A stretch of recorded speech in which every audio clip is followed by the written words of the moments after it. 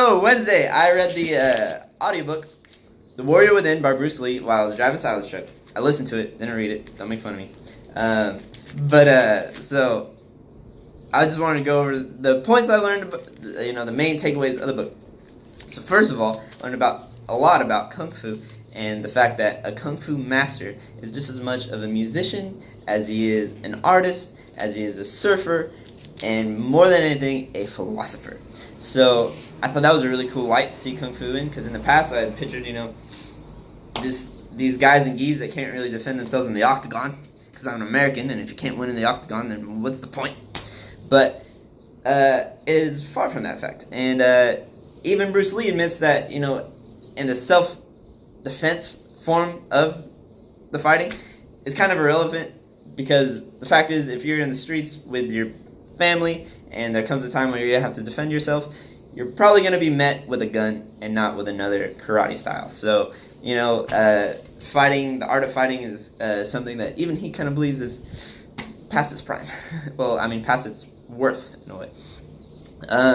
But so, as they went through Kung Fu and its philosophies and all that stuff, it was crazy with the paradoxes, which is something I really like, because G.K. Chesterton, my favorite Catholic thinker, he has chapters upon chapters about paradoxes and like the crazy beauty of them. And so they go through that a lot in this book as well, but more in an Eastern way. And so my favorite little anecdote they gave was of the rubber ball. If you squeeze a rubber ball, and if you squeeze it here, it'll go through your finger, But it always comes back to itself. It always stays centered, and it's always balanced, and it's reactionary.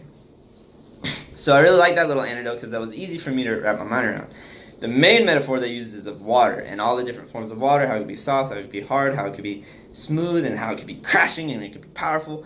But that's like so much that it's kind of like, well, how do I bring water to my own life? But with the rubber ball, it was much more of a light bulb thing for me.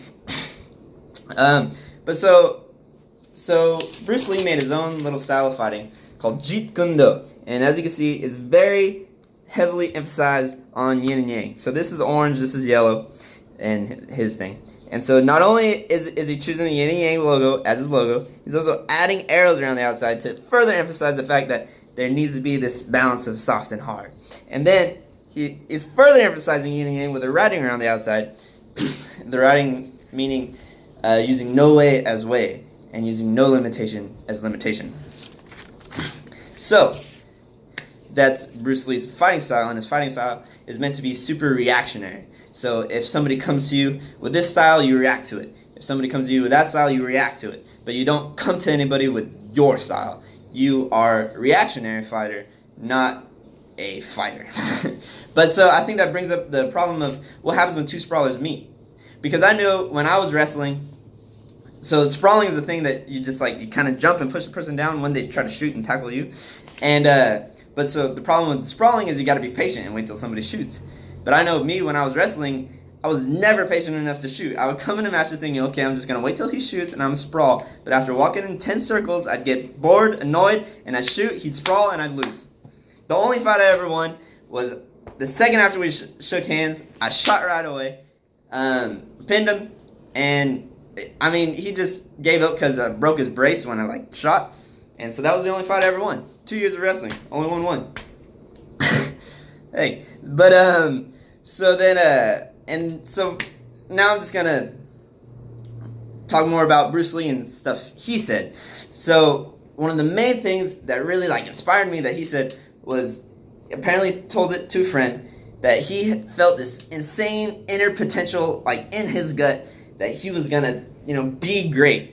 Not just need to be great, not just want to be great, but be great and be insane and make a difference.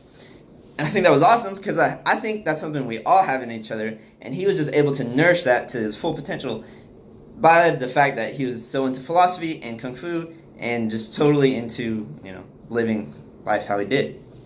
And so I want to point that out to inspire myself and to inspire you and everybody out there to engage that extreme need to make a difference, to have extreme potential and be great, because I think we all have that. We just need to nourish it the same way I mean, not exactly the same way because we're all different as Bruce Lee, but like Bruce Lee. Okay, now 2 more quotes to leave you with. And one is that despite it all, despite the kung fu, despite the philosophy, Bruce Lee's main goal was to have peace of mind. That's all he cared about. He just wanted to be peaceful in his own mind. That was his goal. Period. And then also, the final one. Bruce Lee said this multiple times throughout the book. Was quoted of saying this multiple times throughout the book. There is no help but self-help. I think that was interesting because self-help in our culture is kind of like frowned upon. Self-help gurus, they're just making money off of books, blah blah blah. So I just want to inspire you. Bruce Lee says there's no help but self-help. So go buy that dorky self-help book. Go spend the $20 or whatever, and see what it does for you. Or also just realize that not everybody's gonna help you. You gotta make a difference yourself. Okay, so that's the book. That's what I learned from it. Well, maybe you learned a couple things.